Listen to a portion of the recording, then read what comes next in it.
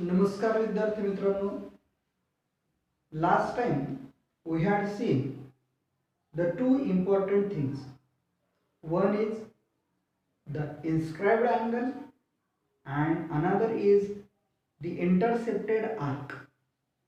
The angle is inscribed in the arc and the arc is intercepted by the angle. So these two things yesterday we had seen. Today we will learn about the theorem inscribed angle theorem. अंतर्लिखित कोनाचे प्रमेय.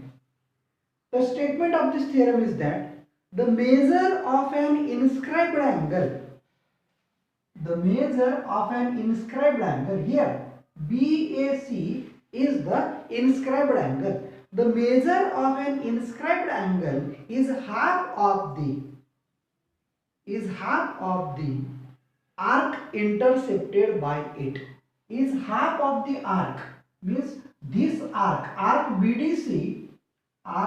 BDC is the intercepted arc.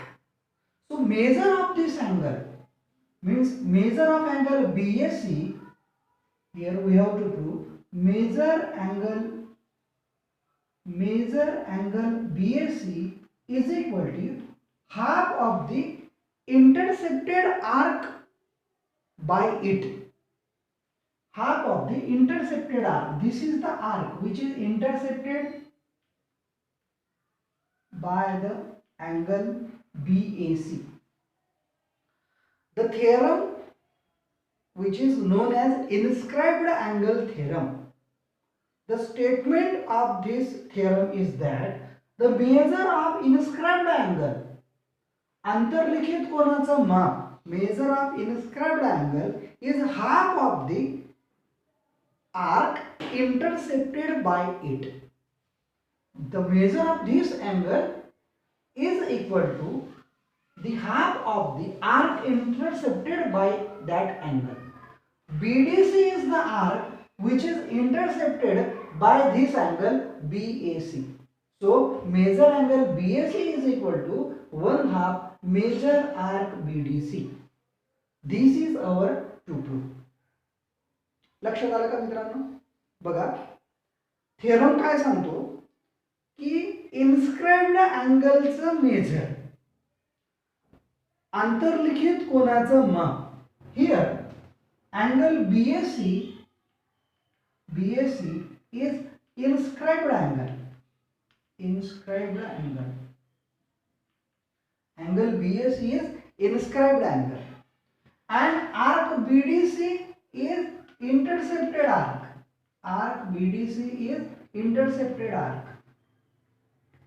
So the measure of this angle BAC is equal to half म्हणजे अर्धे कोणाच्या, the arc intercepted by that angle. So BDC is the arc which is intercepted arc by that angle. So measure of this angle is half of the intercepted arc. अंतर्लिखित कोनाचं माप हे त्याने अंतरखंडित केलेल्या कंसाच्या मापाच्या निम्मे असते, असं आपल्या थेरमचं स्टेटमेंट आहे. बघा गिव्हन मध्ये काय येईल, मग गिव्हन मध्ये येईल angle BAC in figure angle BAC is inscribed angle. Angle BAC is inscribed angle. Arc BDC is intercepted arc. Arc BDC is intercepted arc. कोणत्या कोणाने तिला इंटरसेप्टेड केलेले आहे, angle BAC. So by angle BAC हे लिहिलं नाही तरी चालेल, लिहिलं तरी चालेल. What is we have to prove? Angle BAC is equal to 1/2 major arc BDC. हे आपल्याला सिद्ध करायचं आहे. थोडंसं आम्हाला या ठिकाणी कन्स्ट्रक्शन करायचं आहे. Take a point D on हे तर घेतलंय आपण समजा O is the center of circle here. So join OA किंवा draw a ray draw a ray OE, draw a ray OE passing through the center of circle. Draw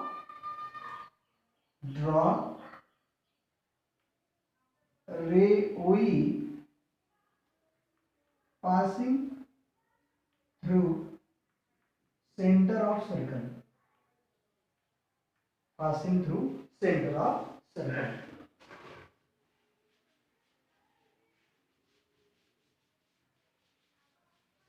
This is our construction. Construction अजून काय? अजून काय सांगणार?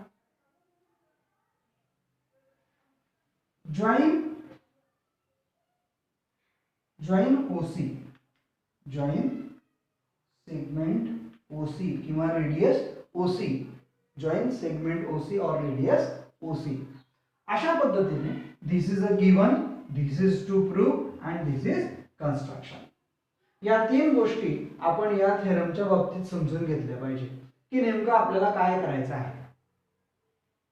या ठिकाणी आम्हाला सिद्ध काय करायचं आहे की this angle BAC, this is a inscribed angle, the measure of this angle is half of this intercepted arc. So measure angle BAC is equal to 1/2 measure arc BDC. आपण प्रूफला या ठिकाणी सुरुवात करू. प्रूफ बघा विद्यार्थी मित्रांनो, प्रूफ एकदम सोपं आहे. या ठिकाणी in triangle AOC, in triangle AOC segment OA and segment OC are congruent. Segment OA congruent segment OC. Radii of same circle. Radii of same circle. एकाच वर्तुळाच्या त्रिज्या. एकाच वर्तुळाच्या त्रिज्या. आता एखाद्या ट्रायंगल मध्ये मागे झालंय आपलं when two sides are congruent then that triangle is isosceles triangle. एखादा त्रिकोणामध्ये जर दोन बाजू एकरूप असतील तर तो समद्विभुज त्रिकोण असतो आणि त्याची एक प्रॉपर्टी अशी आहे की त्याचे पायालगतचे कोन एकरूप असतात आणि म्हणून angle OCA congruent angle OAC. So angle OCA congruent angle OAC. Property of isosceles triangles किंवा आपण काय म्हणू, आपण theorem of isosceles triangle. Theorem of isosceles triangle म्हणजे दोन कोणांचं माप समजा आपण मानून घेतलं. If we let angle OCA is equal to angle OAC is equal to x. या दोन कोणांचं माप आपण मानून घेतलं OAC आणि OCA is equal to x. आता बघा या ठिकाणी अँगल COE हा angle this is a exterior angle. Exterior म्हणजे बाह्यकोन. एक्सटेरियर अँगल म्हणजे बाह्यकोन. अँगल नाव angle COE is exterior angle. Exterior angle त्याला दूरस्थ बाह्यकोन असं म्हणू आपण. तर त्याला आपण एक थेरम आहे त्याच्या बाबतीत. थेरम असा आहे की बाह्यकोनाचं माप हे त्या तो ज्याचा बाह्यकोन असतो त्या त्रिकोणामध्ये दोन आंतरकोन असतात. त्या दोन आंतरकोनांच्या मापांच्या बेरजे एवढा त्या बाह्यकोनाचं माप असतं. मग तो थेरम बघा या ठिकाणी आपण लिहू शकतो. Measure angle COE is equal to measure angle OCA plus measure angle OAC. कारण देऊ आपण exterior angle theorem. Exterior angle theorem. Exterior angle theorem. So OCA म्हणजे काय? OCA किती आहे? x प्लस OAC किती? x. x plus x 2x. Measure angle COE is equal to 2x. याला म्हणा 1. याला म्हणा 1. या कोणाचं माप किती आलं? 2x. COE. हे पुसून टाकू मी आता.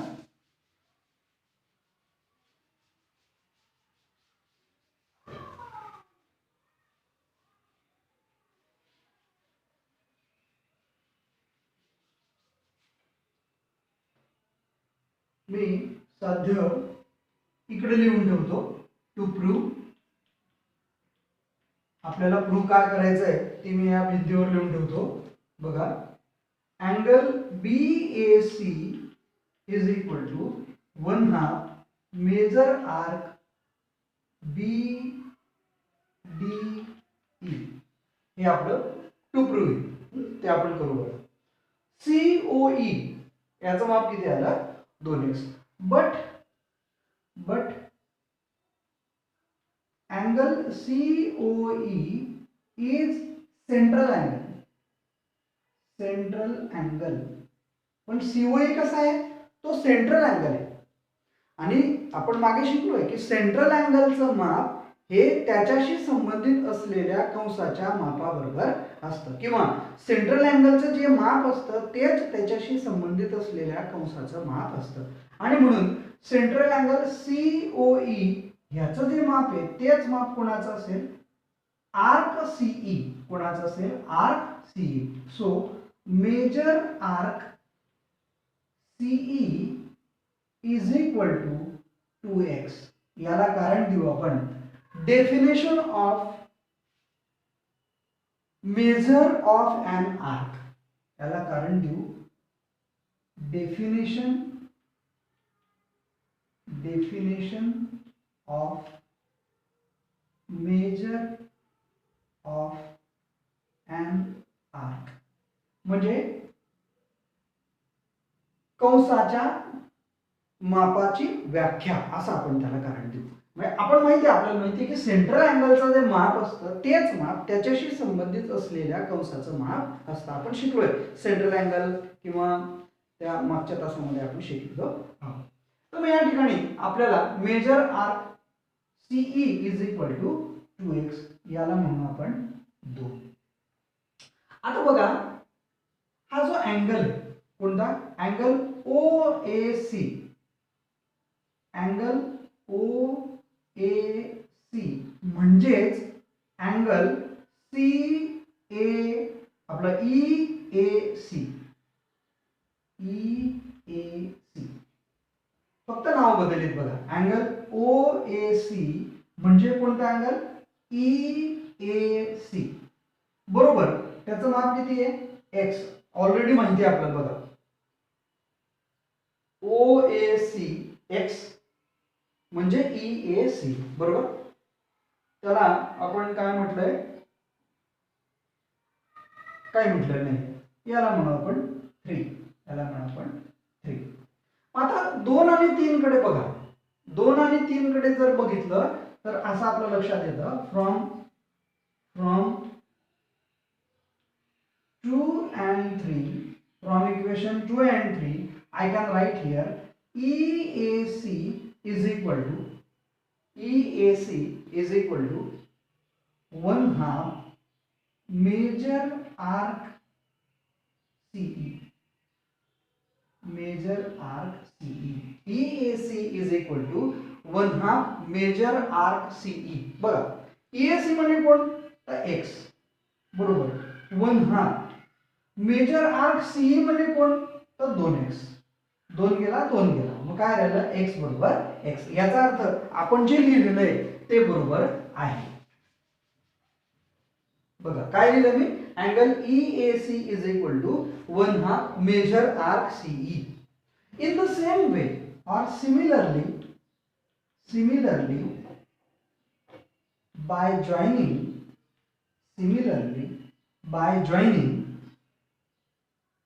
OB, by joining segment OB, we can write याला म्हणून घेऊ आपण 4, bye joining OB we can write, काय लिहू शकतो आपण, we can write अँगल जसा हा EAC आहे तसा आपण लिहू शकतो EAB is equal to 1/2 major arc BE, that's called 5 major arc BE. बघा आता काय लिहिलं आपण डायरेक्ट EAB बरोबर मेजर आर्क BE. जसं आपण सिद्ध केलं CAE किंवा EAC आपण सिद्ध केलं 1/2 मेजर आर्क CE, तसं EAB बरोबर 1/2 मेजर आर्क BE. आता आपण ऍड करू इक्वेशन 4 प्लस इक्वेशन 5. इक्वेशन 4 आणि इक्वेशन 5 आपण या ठिकाणी ऍड करणार आहोत. ऍड करा ते.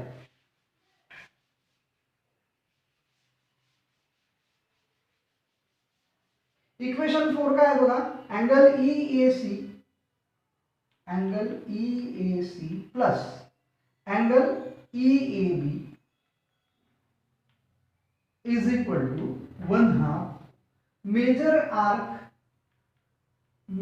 Arc CE plus 1/2 major arc BE. बघा काय नाही केलं आपण, इक्वेशन 4 आणि इक्वेशन 5 आपण ऍड केलं. इक्वेशन 4 ची डावी बाजू आहे अँगल EAC लिहिलं इथे, इक्वेशन 5 ची डावी बाजू आहे अँगल EAB ते इथे लिहिलं, इज इक्वल टू इक्वेशन 4 ची उजवी बाजू आहे 1/2 major arc CE, 1/2 major arc CE इथे लिहिलं, प्लस 1/2 मेजर आर्क BE ते पण इथे लिहिलं. आता मी काय करतो, हा 1/2 आणि हा 1/2 कॉमन करून घेतो. 1/2 काय राहील इन ब्रॅकेट मध्ये measure arc CE plus measure arc BE, measure arc CE plus measure arc BE. आता तुम्ही बघा लक्ष द्या, मेजर आर्क CE ही आर्क आणि मेजर आर्क BE म्हणजे कोणती आर्क झाली, BDC. दोघांची बेरीज केली तर आली arc BDC is equal to 1/2 major arc BDC. इकडे मापकोन EAC हा कोन आणि EAB हा कोन, असा टोटल कोन काय झाला BAC. इथे लिहू शकतो मी measure angle BAC is equal to 1/2 major arc BDC. इथे आपण C पाहिजे होता, आपण टू प्रूव्ह मध्ये लिहिलंय बघा आपण. तर बघा अशा पद्धतीने आपण या ठिकाणी हे प्रूव्ह केलेलं आहे. Measure angle BAC is equal to 1/2 major arc BDC. अशा पद्धतीने हा थेरम या ठिकाणी आपण प्रूव्ह केलेला आहे की measure of inscribed angle is equal to half of the arc intercepted by that angle. So angle BAC is the inscribed angle, arc BDC is the intercepted arc, and this is the relation between them. Theorem थोडासा मोठा आहे पण समजायला फार सोपा आहे. बघा मागच्या जुन्या 10वीच्या पुस्तकामध्ये या ठिकाणी 3 केसेस दिलेल्या होत्या. 3 केसेस, त्याच्यातली पहिली केस अशी होती की when the center of circle is on the arm of the angle. Case first, when the center of circle is on the one arm of the angle. So O is the center and which is on arm AE, which is on arm AE of angle CAE. बघा कुठे CAE हा CAE किंवा EAC is equal to 1/2 major arc CE. म्हणजे हे इथं आपण prove केलेलं आहे केस फर्स्ट मध्ये. सेकंड केस अशी होती की when the centre of circle is in the interior of the inscribed angle. मग आपण आता सिद्ध केलं बघा की this center O is in the interior of the inscribed angle. BAC is the inscribed angle and O is the center which is interior of this angle BAC. आणि म्हणून बघा angle BAC is equal to 1/2 major arc BBC. तर अशा पद्धतीने when the center of circle is in the interior of the inscribed angle, त्या केस मध्ये पण आपण हे सिद्ध केलंय की measure of inscribed angle is equal to the major half of the arc intercepted by the angle. हे दोन केसेस आपण या ठिकाणी सिद्ध केलेल्या आहेत. तिसरी केस जी तिसरी केस काय आहे तर तिसरी केस अशी आहे की when this center of circle is outside the angle, means the center is in the exterior part of the angle. ते पण आपण या ठिकाणी बघणार आहोत.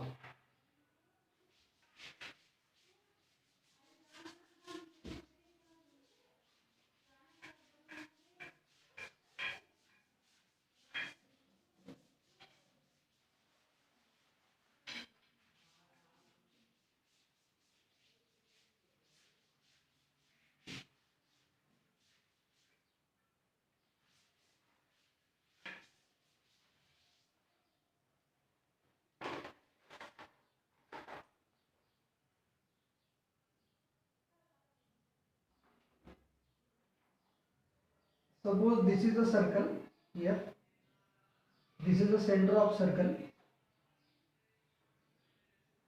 this is the angle,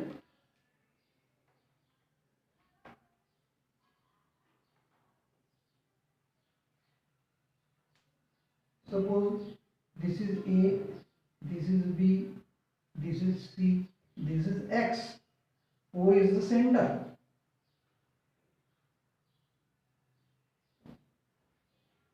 Angle ABC we have to prove measure angle ABC is equal to 1/2 of major arc AXC. Case काय? Case third, when the center of circle is outside the angle. पहिले केस मध्ये काय होतं? The center of circle is on one arm of the inscribed angle. Second case मध्ये काय होतं the centre of circle is in the interior of the inscribed angle. आणि third case मध्ये काय आहे the centre of circle is outside the inscribed angle. असं हे third case मध्ये आहे.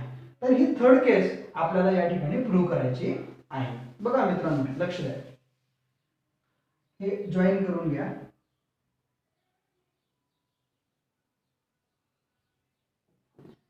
या पद्धतीने आपण या ठिकाणी जॉईन केले. याला काहीतरी नाव देऊन द्या, डी नाव देऊन द्या. आता बघा या ठिकाणी लक्ष द्या, आपल्याला हे प्रूव्ह करायचं angle ABC is equal to 1/2 major arc AXC. आता थोड्या वेळापूर्वी आपण शिकलो की अँगल ABD टोटल अँगल घेऊ आपण किंवा हो major angle ABC is equal to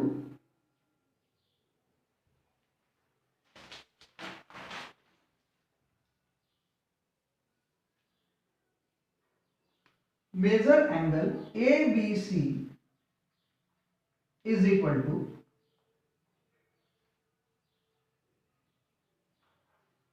angle बघा ABC म्हणजे कोण टोटल अँगल कोणता ABD measure angle ABD minus मोठा angle ABD minus angle CAD CBD. CBD. Measure angle ABD कोणता? एबीडी. मग आता थोड्या वेळात शिकलो आपण. The measure of inscribed angle is equal to half of the arc intercepted by it. So 1/2 major arc ACD minus 1/2 major arc CBD चा कोणती? CD. Major arc CD. आता थोड्या वेळापूर्वी शिकलो आपण की measure of inscribed angle is equal to half of the arc intercepted by it. मग angle ABD हा पूर्ण अँगल, त्याने कोणती आर्क इंटरसेप्टेड केली आहे? ACD. त्याला आपण AXD असं पण म्हणू शकतो, ACD पण म्हणू शकतो. तसं मायनस CBD म्हणजे कोणता? हा छोटा कोन, त्याने कोणती आर्क इंटरसेप्टेड केलेली आहे? CD. ते आपण या ठिकाणी दिलं. 1/2 आपण कॉमन काढू या ठिकाणी. काय राहिलं कंसात? Major arc ACD minus major arc CD. Major arc ACD minus major arc CD. या मोठ्या आर्क मधून ही छोटी आर्क वजा केली तर काय होईल? फक्त major arc AXC. So 1/2 major arc AXC. आणि इथे काय लिहू आपण? Major angle ABC is equal to 1/2 major arc AXC. अशा पद्धतीने थर्ड केस सुद्धा आपण या ठिकाणी प्रूव्ह केलेली आहे. म्हणजे measure of inscribed angle is equal to half of the arc intercepted by it. अंतर्लिखित कोनाचं माप हे त्याने अंतरखंडित केलेल्या कंसाच्या मापाच्या निम्मे असते. याच्यातल्या 3 केसेस बघितले आपण. पहिली केस बघितली जेव्हा वर्तुळाचा केंद्रबिंदू हा कोनाच्या एका भुजेवर असेल. दुसरी केस बघितली वर्तुळाचा केंद्रबिंदू हा त्या कोनाच्या कोणत्या कोनाच्या? अंतर्लिखित कोनाच्या अंतर्भागात असेल. आणि तिसरी केस बघितली जेव्हा वर्तुळाचा केंद्रबिंदू हा त्या कोनाच्या बाह्य भागात असेल. तेव्हा सुद्धा अंतर्लिखित कोनाचं माप हे त्याने अंतरखंडित केलेल्या कंसाच्या मापाच्या निम्मे असते. हा व्हिडिओ तुम्ही पुन्हा पुन्हा बघा. हे थेरम थोडंसं मोठं आहे पण तुमच्या लक्षात 100% येईल.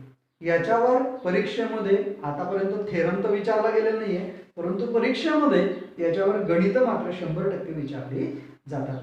बाकीचं आपण या थेरमवरची जी काही उदाहरणं आहेत ते आपण पुढच्या तासाला बघणार आहोत.